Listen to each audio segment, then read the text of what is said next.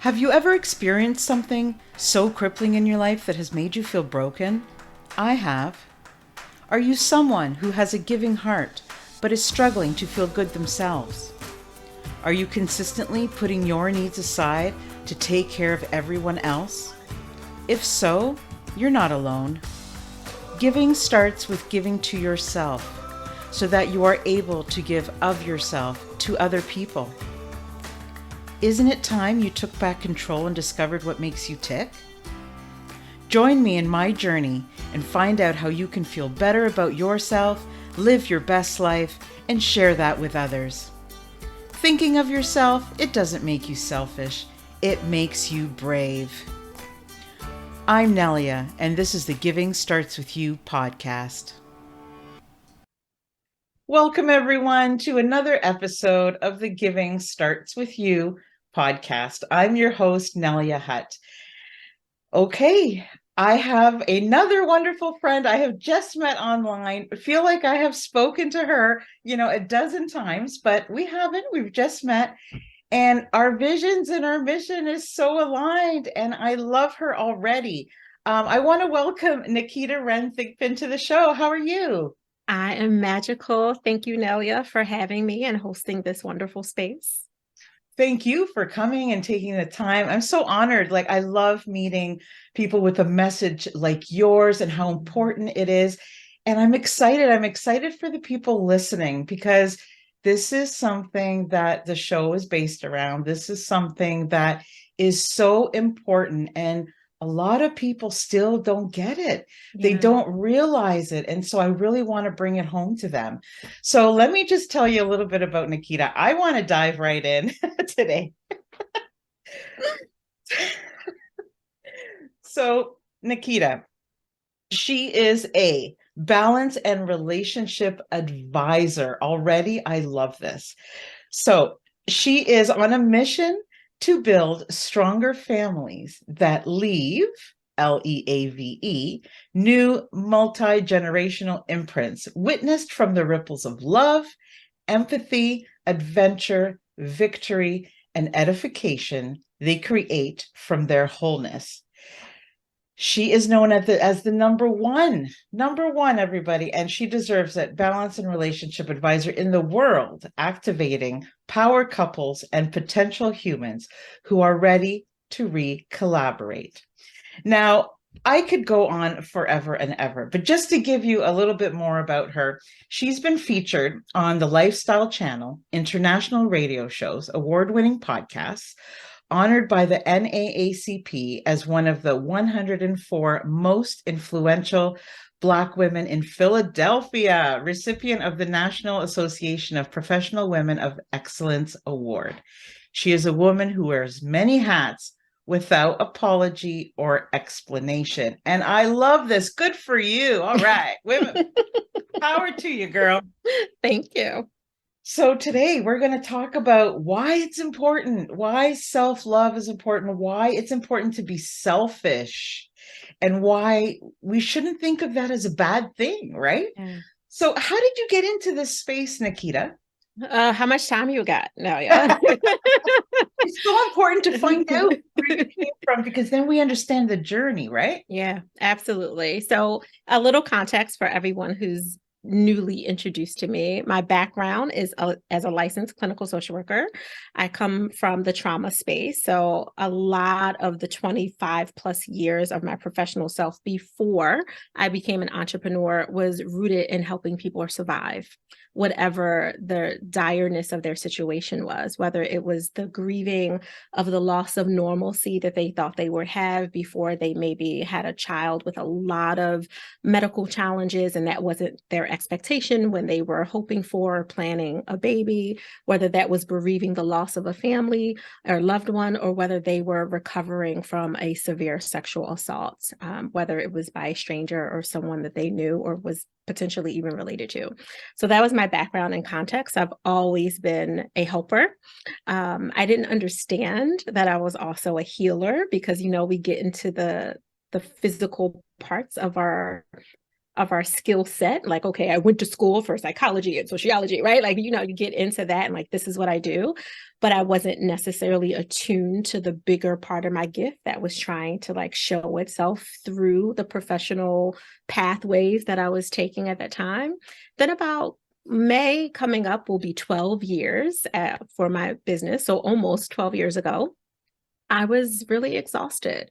I was really good at what I did. I loved what I did as a clinician and psychotherapist and all the ways that I helped people with their trauma as a recovering person as well, from someone who was surviving multiple different complex traumas. I knew that that was important work for me to do, but it felt like I was suffocating. It was good and I was good at it, but I wasn't in love with it, if that makes sense. It was like meeting a really awesome person and being like, oh, they're everything I thought I wanted, but I'm missing the spark. Like, what's happening? Like, why is there no spark? And that was kind of what was happening in my work. And if you're an ambitious human, you know how important it is to be connected and challenged by what you're doing, not in an overwhelming way where you're just like creating negatives for yourself, but in a way that stimulates you and keeps you enthralled and wakes you up excited versus you feeling like you're counting all the negative things that are happening. I had very poor balance at the time. You're talking about hospital systems, 12, 16 plus hours, no sleep, barely any bathroom breaks, like going from that. And I'm a wife and I'm a mother and I was a doctoral candidate at the time. So there was like a lot of those other hats and layers that I was trying to navigate. And I kept feeling a pull that I couldn't put my finger on that was pulling me towards the bigger umbrella of personal development. Technically, still, you know, in it as a clinician, but not in the bigger way. So I fell forward a lot. My husband and I started our company, which is Think Pro Balance and Relationship Management Institute. And when we started wrong. You know, we started in the logical sense and not in the gifted sense. So we lost a lot of money in the beginning. We were a staffing agency with a professional development and training arm. And I was being approached by so many different people like, I want you to coach me. I want you to help me here. And that training that you did, because of course, you know, you're using your gift. I knew I could talk. So I'm speaking, I'm doing little miniature workshops as like my free coffee mug, like here, listen to this awesome training on how to deal with conflict management and think about how great our people are. So you'll want to bring them into your company, right? Like that was our free coffee mug. And they kept saying, I want more of that. I want more of Naketa. I want more of your training. I want more of this. You could coach our executives. And I gave big pause to that. Part of it scared me because, to be completely honest, Nelia, I was ignorant to the coaching space. I'm an academic. I'm a clinician. Like that's my background. That's where I come from. I was not raised by entrepreneurs in the legitimate sense of the word. I had no idea what a coach was outside of athletics. I didn't know what an advisor was outside of financial management, right? Like those were not terms that I was connected with in terms of the healing space and helping people on a deeper, more altruistic and spiritual level that I do ultimately to help them create these new multi-generational imprints from their wholeness.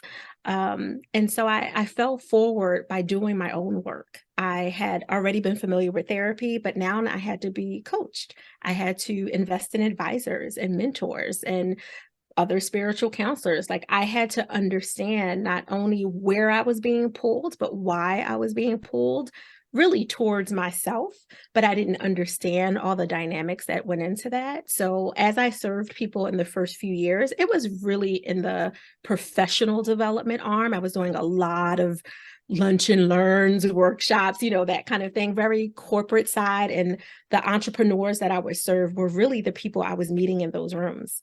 They were working at these companies. They were what you would call entrepreneurs back then, if people still use that term. And they had these secret side hustles that they didn't want their managers and leaders to know about. But when I would come in to talk about something about leadership or whatever topic, they felt and intuited that it was something greater. So they would walk up and say, like, can I work with you directly? Like, we don't care if the company hires you for any long-term thing. Like, can I work with you? Because What a I got this, compliment.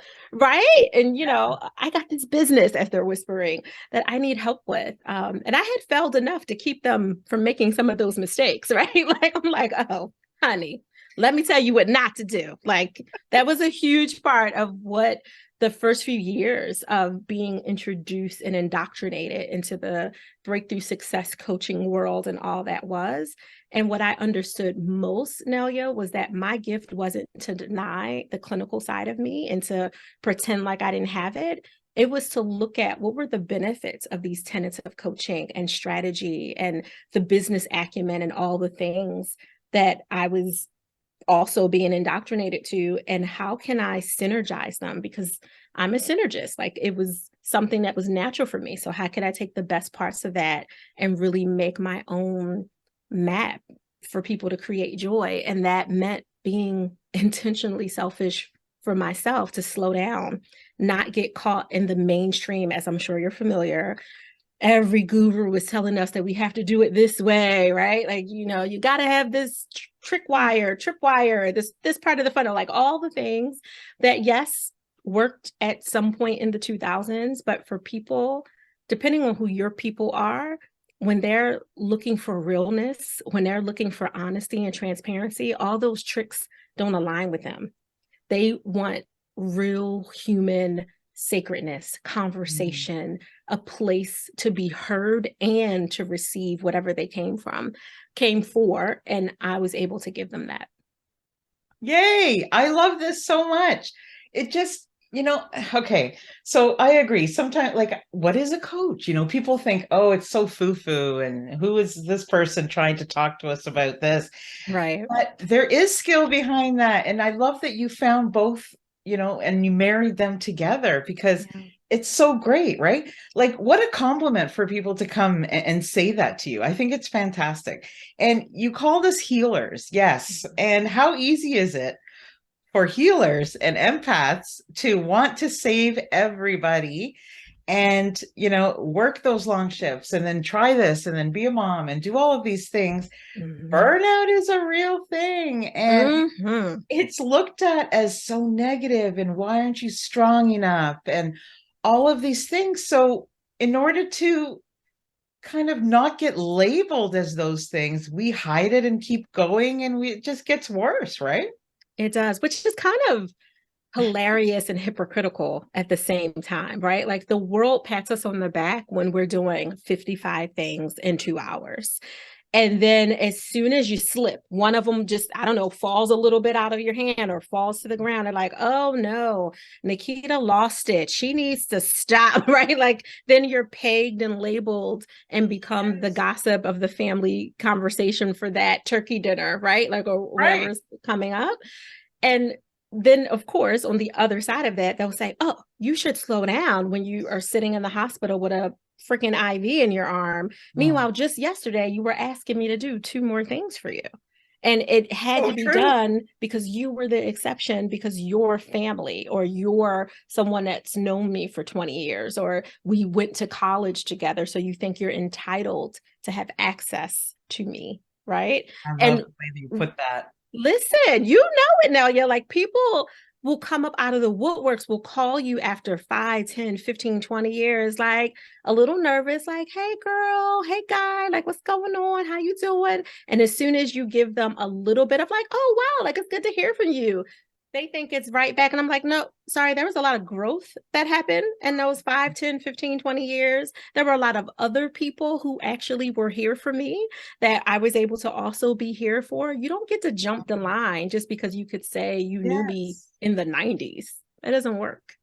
I agree. And sometimes marriages are like that too, right? Because even though you live together and you are seeing that person all the time, if one person grows and the other one doesn't, it's hard. It's Like, how very do you hard. balance that? But it's so when we talk about giving to yourself on this show, I want to make clear that we're not talking about bubble baths and all of these things. Those things are great, but Yeah. we're talking about boundaries and priorities and, despite everybody else doing something for us that's going to elevate who we are and make us Yeah. more present, right? So, Absolutely. did you, when you first started on this journey, did you find it hard? Like, did you have resistance for yourself? What? Yes. Like my core is a rebellious human. And I honor that. I didn't always, because the world tells you, get in line, do things in order. You're a woman. You have to like stay in your lane. Like, all the things that we hear verbally, non-verbally, formally, informally. But my core is rebellious. I'm the kid that put her hand on the top of the stove, got smacked away because it was hot. And I'm like, yeah, but how hot is it? And put my hand back there. Like, I was always that kid.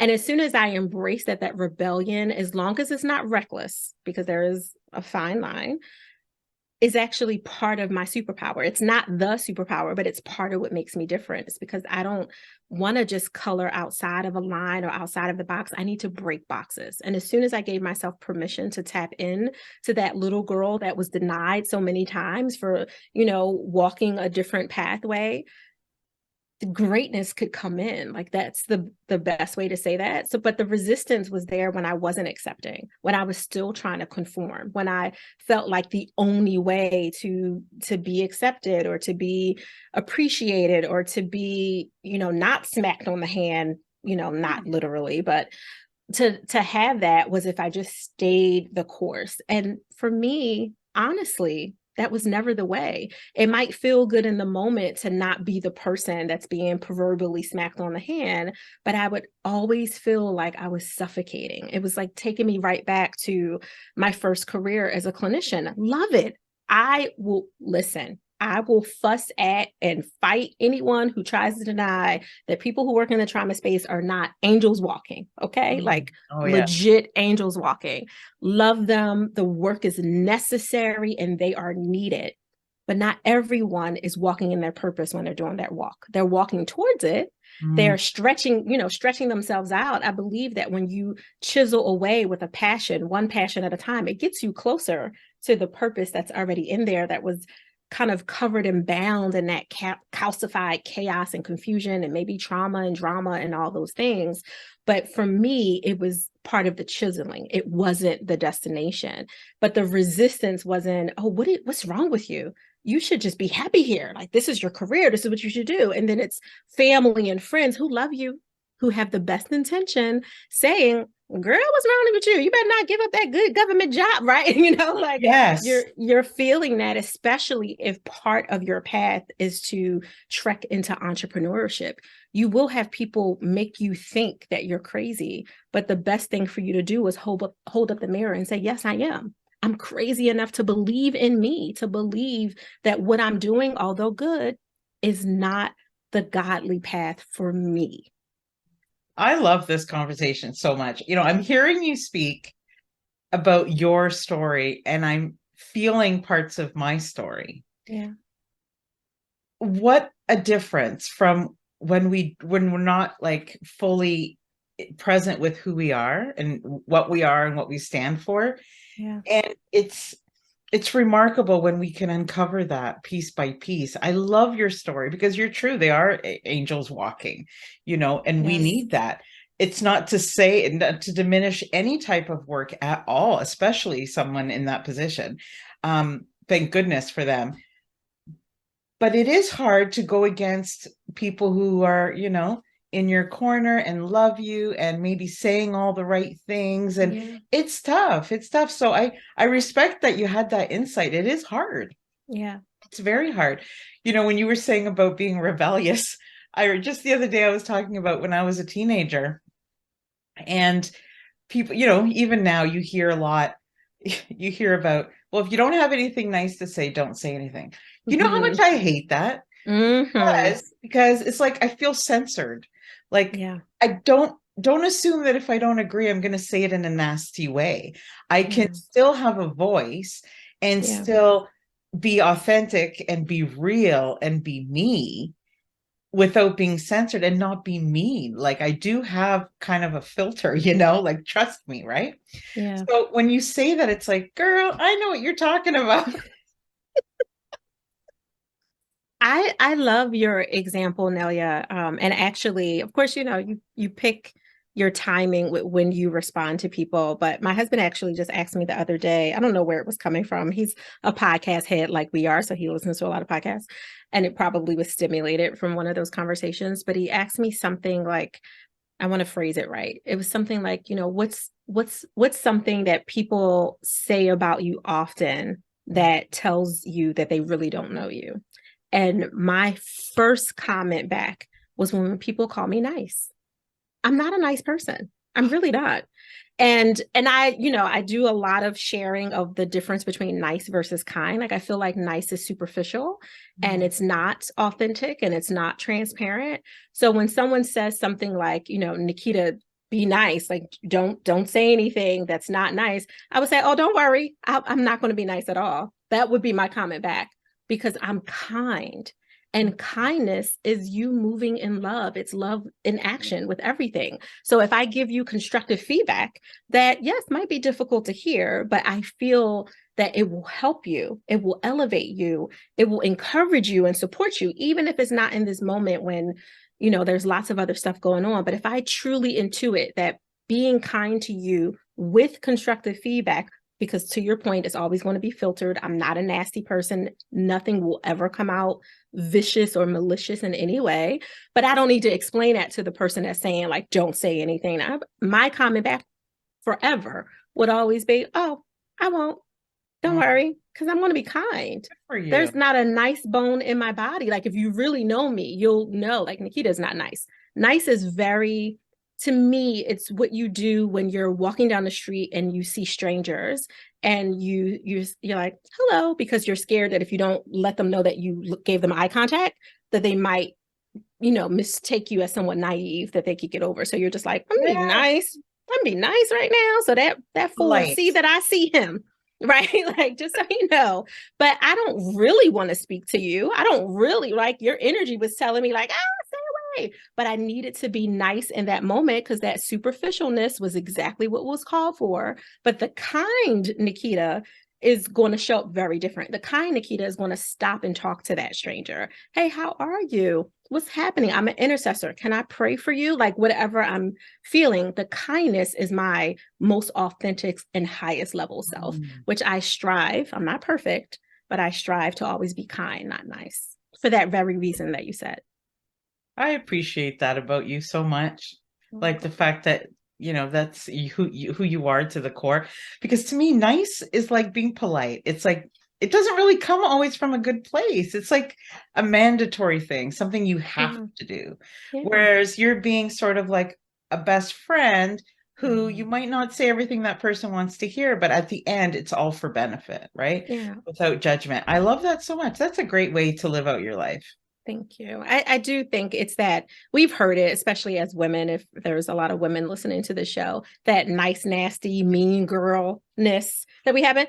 A lot of those girls in high school and college and everywhere in between, they were real nice and nasty, right? Like and to me, like they're like coupled right there, even though I know not everyone being nice is trying to be nasty. They could just be doing a version of the example I gave where they're just like, let me be nice in this moment because I don't know what's happening with this person's energy, which is like, it's cool. Like it has its position in life, but I don't aspire to be nice for that right reason. That borderline to nastiness is just too close. And I'm like, if I'm going to be nasty, let me be nasty. Like, let me not pretend and cover it with niceties. Like if you deserve some nastiness, listen, it is what it is, right? Like you just deserved it. I love this. Nice is like surface level. Yes, it's very surface, very superficial. I love it. What would you say? How would you help someone who is getting burnt out, knows they should be taking care of themselves, but the people around them and their opinions are overtaking what that person really can do for themselves? What would be something that they could do to just block that out, take care of themselves so that they can help other people? I have an exercise for anyone who's game. So if you're on your Peloton or treadmill or driving, please do not do this. Just save the episode and come back to it to do that. Do it when you can safely. But for those of you who can, just if you have a piece of paper, that's the best way to do it. There's a formula for balance because I know a lot of people say like there is no such thing as balance, right? It's harmony, it's integration. Okay, well, if I'm falling out this chair, I don't feel like I'm not in harmony. I feel like I'm off balance. So let me help you create some balance with this formula. It's T like Tom, over, and this is like a fraction, over B like boy, T over B. The T is admitting the truth of what you really want. The B is the boundaries that you will create to achieve that truth as your reality. So if you say, I want to create a multi-seven-figure business and have plenty of spaciousness for 4 vacations a year with my family, friends, and those I love, and at least 2 additional breaks a week apiece just for self-care for me. So we're talking 12 to 16 weeks a year. This is my dream. This is my truth.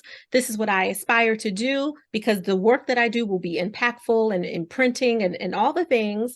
But in order to do that, I really need that spaciousness so I can create those memories and give back to my family just as much as I give back to other people and still have time for me. That's your truth in this proverbial example. Then we need to create some boundaries to make that truth your reality. Because if we say that that's our truth, but then our boundaries around our personal habits, which fuel us, like your nutrition, your exercise, your stretching, your mobility, your agility, if that's limited, then you won't have the energy to be able to create that multi-7-figure business and enjoy those vacations or have patience for your family or time to create what you want to do for your, what I call self-locations, for those little weeks for yourself. So I need boundaries around making sure that I have time for myself. So look at, for your boundaries, there's 5 permission zones to give yourself boundaries for. 1 is your personal habit. Make sure that that time is protected. 10 minutes a day, 20 minutes a day, whatever it is that you feel that you need so you can have energy to fuel you to get towards your truth. Another boundary area is expectations, specifically expired expectations. So we have to look at what are those expired expectations that we held for ourselves, as well as the ones that other people are holding over us that are really driving our decisions. So if you're in your mid-50s and something your parents told you when you were 10 about, you know, becoming a lawyer is the only way to be successful, and that wasn't your path, or you chose to transition from that path, part of why you're heading up like these walls and these barriers of limitations in your success is because part of you doesn't believe you can really be successful because there's an expectation that your parent was right, that they were dead on when they told you that being a lawyer was the only way to do it and there was no other way, and you chose to rebel against that for whatever reason, maybe because you truly are pulled towards something else, or maybe because you were just like, I don't want to go to school all that long, like I don't want to do all that in that way to become a quote unquote lawyer.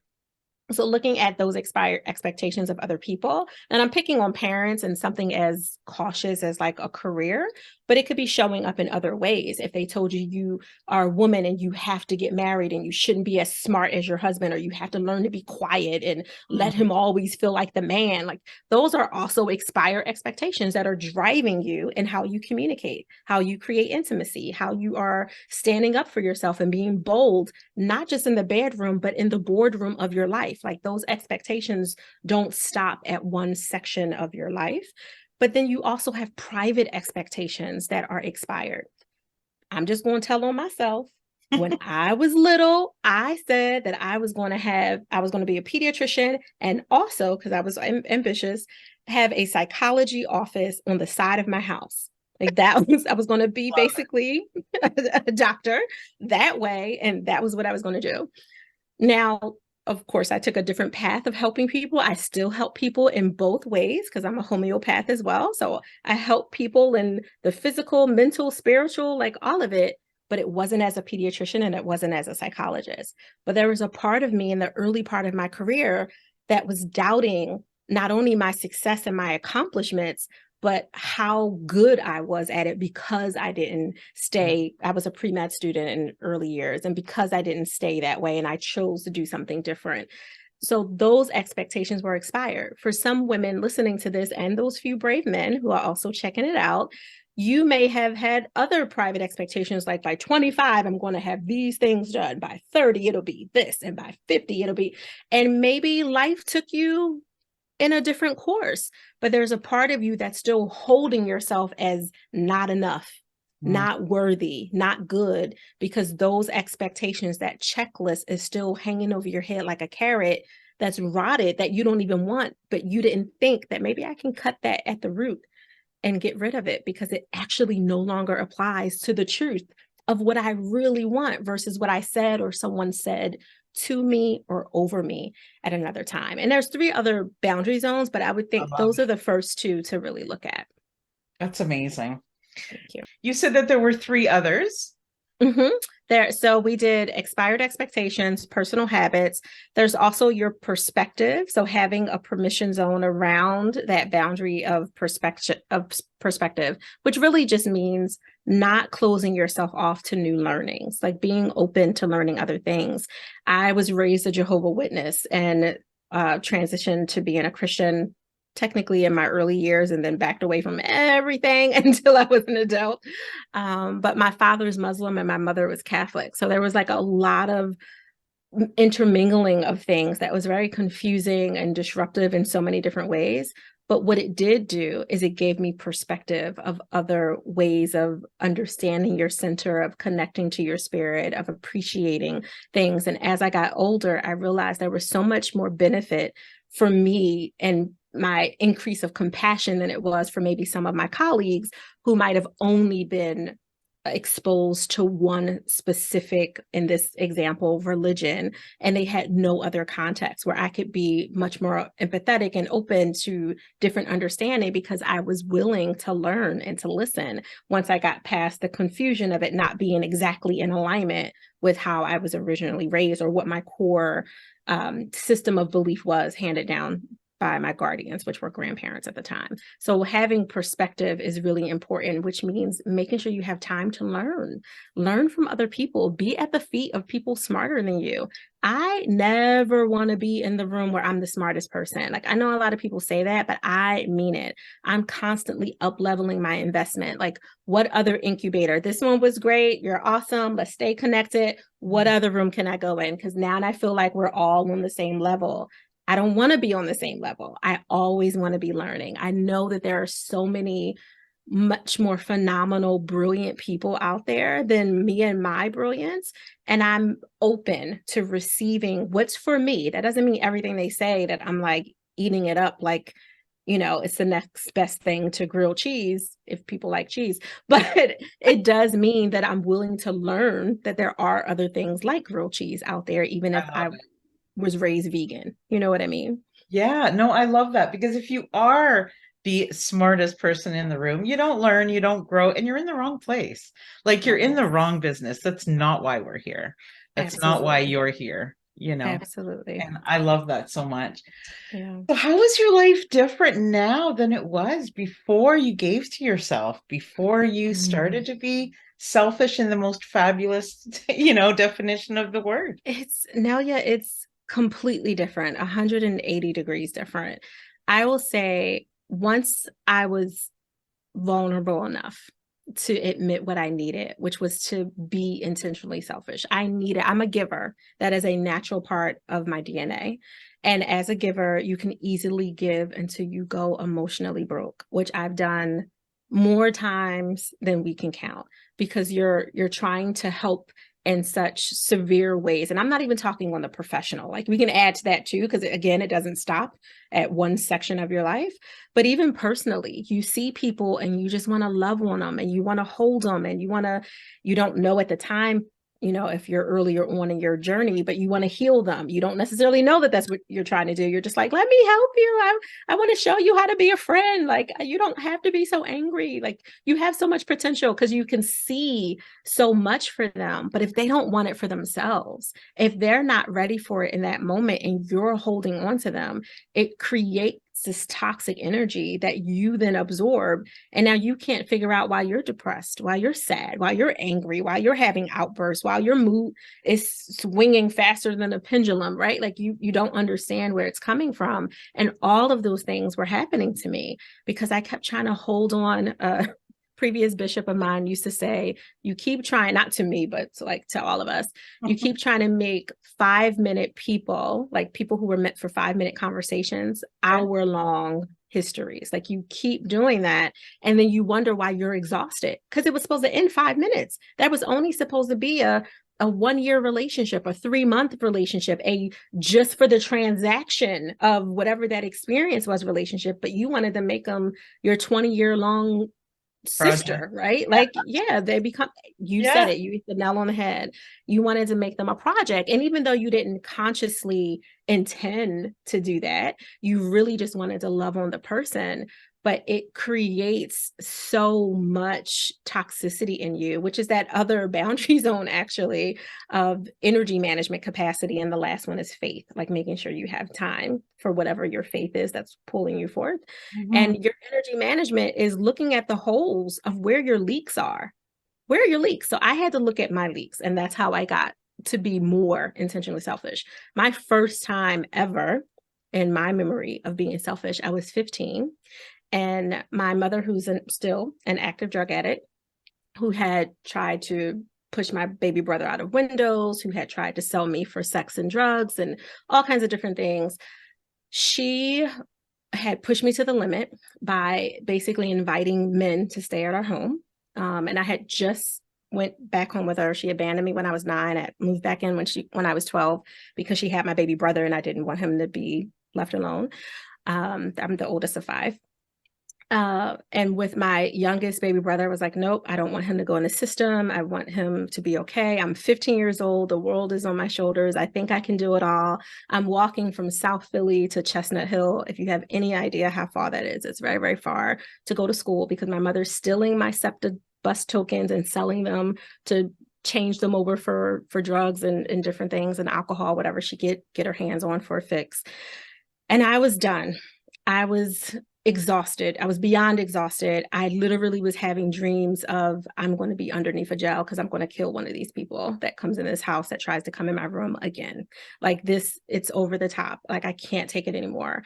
And so I called my grandmother, who was also not a healthy place, but this is what happens when you have trauma, right? Like you go to the familiar because it's a little more safe than the other place. And I said, can we, me and my baby brother, can we come there? Can we stay? And she said, you can come, you know, you work, you're independent, but I'm not raising nobody else's kid. So he can't come. And he was 3 years old, 3.5. And that was really hard for me because I knew that if I stayed, I wouldn't live very long, not free anyway. I knew that I would be underneath someone's jail. But if I left, I had to choose to leave him and hope and pray that he would be cared for under the guise of angels because she was not able to care for him. I knew the system was jacked up and that would be the worst place for a 3.5-year-old Black boy to be in. And I had to choose myself. And that was hard. That was the first time that, if I was to be really honest with myself, that was the first time I was selfish. And it was intentional. I didn't want to leave him. I cried. I was a hot mess for I don't know how long. Of course, I went back to see him every chance that I could get. I ended up taking custody of him when he was 13, you know, as soon as I was old enough, which wasn't that much later, to be able to take him. My husband and I both agreed, like, let's get him. It's such a horrible environment. But that moment at 15 years old, I had to choose myself. And I put myself under so much guilt and shame because of that, because the world tells us that when we are selfish, that we are in our ego, that we are mean, that we are not caring for other people. And I say, let's reclaim our power with that. Be intentionally selfish, not to be in your ego, not to make other people feel small, not to be mean and say, I'm not coming to your party because you're not as good as me. Like, not that. Be intentionally selfish to create that spaciousness so you can do your own work, so you can have space to forgive yourself, so you can have space to imagine a better life, so you can take positive actions. Like, for me, that's the gift of being intentionally selfish.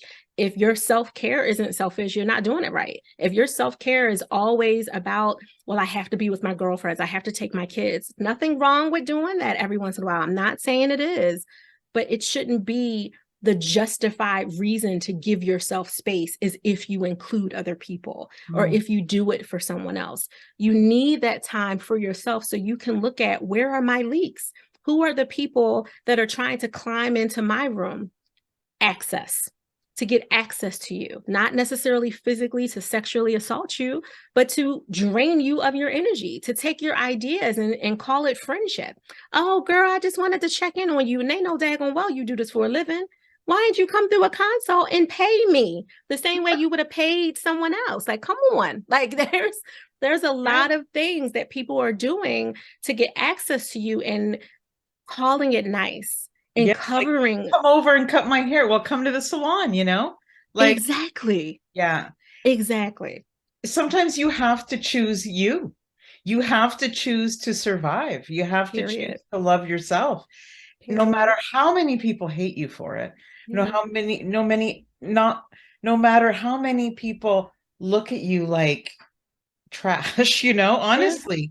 Yeah. And you have to really, it is hard. Like, I'm listening to your story, and I'm getting goosebumps because some of the decisions you had to make are difficult for adults. Yeah. Now, for a teenager, Mhm. and I have a 16-year-old teenager. I understand teenager, and I remember how messed up I was as a teenager. Mhm. Come And on. even the least messed up teenager to come up with that, Yeah. I think that's so brave and so loving of you to do.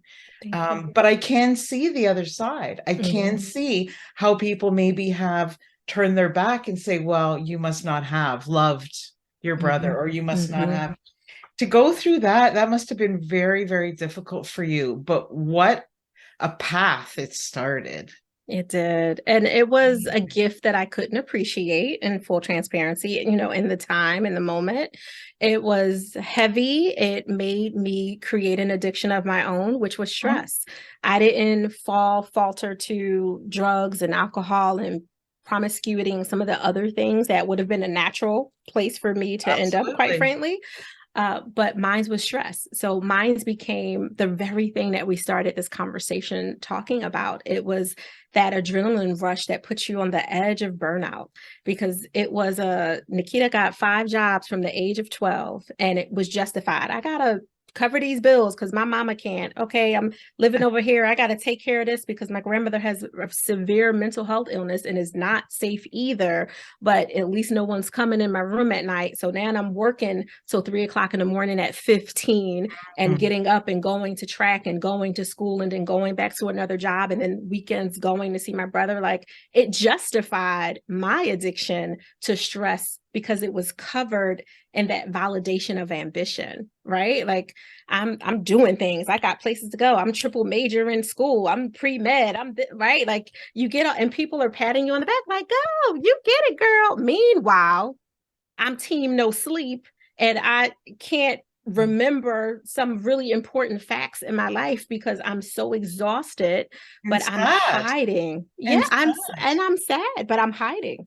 I'm hiding under this really beautiful mask of ambition. And ambition is good, don't get me wrong. I'm not saying everyone who's ambitious is like using it as a cover, but I was. My addiction was stress. Period. And like you said earlier in our conversation, it's a split second between the you're doing too much to you're not doing enough. Right. And that's why we need to just listen to ourselves and know what's true for us. Yes. And it's okay. It's okay to choose you. And I think it's one of the best gifts we can give to ourselves.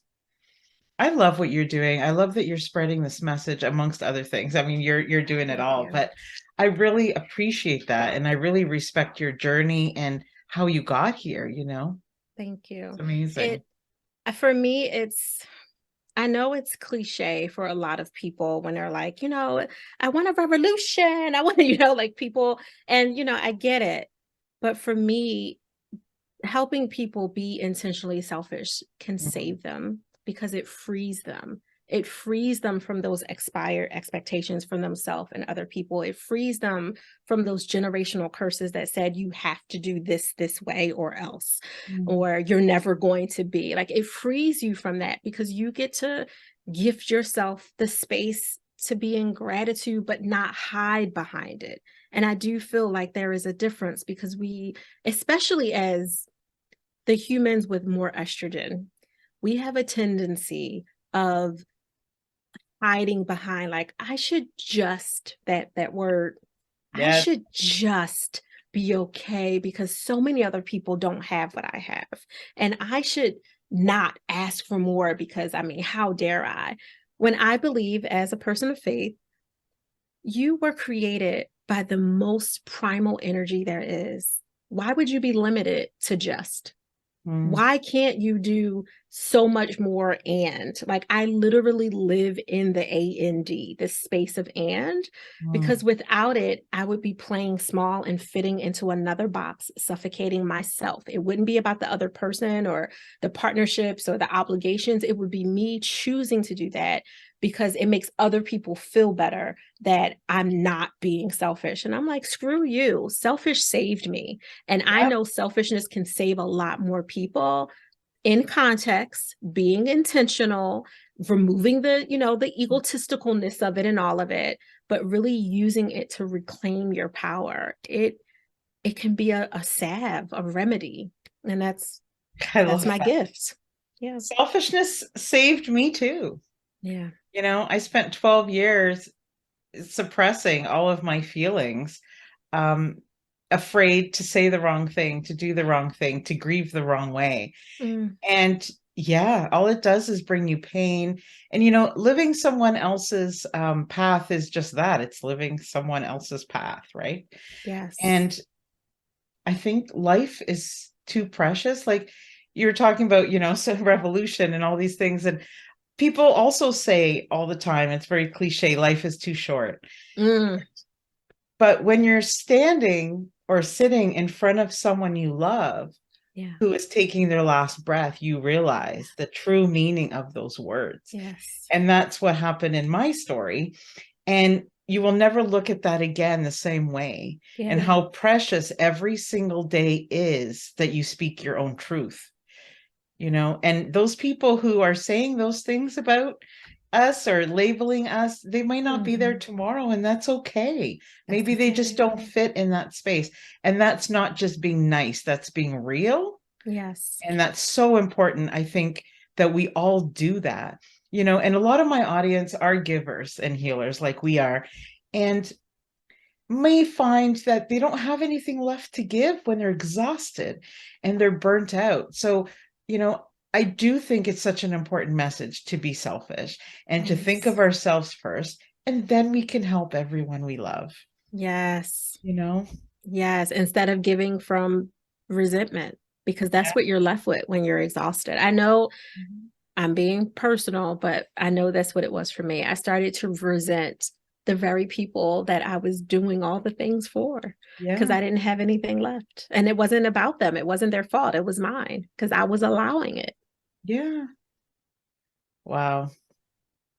Is there anything we didn't talk about today that you wanted to mention? Because, I just love these conversations, honestly. Thank It's so you. great. Thank you for being so vulnerable and real and genuine with us today. You're welcome. I don't know any other way to show up. So it's a plus or minus for some people with that. I feel like we covered everything that you intuitively wanted to talk about. I don't feel like this is the end of our conversation, Yeah. but this was a really good conversation. So if there's anything else that once your listeners hear this, if they have questions or feedback, by all means, you know, come to your show. I'm sure you'll get the messages over to me. And I'm happy to do some Q&A.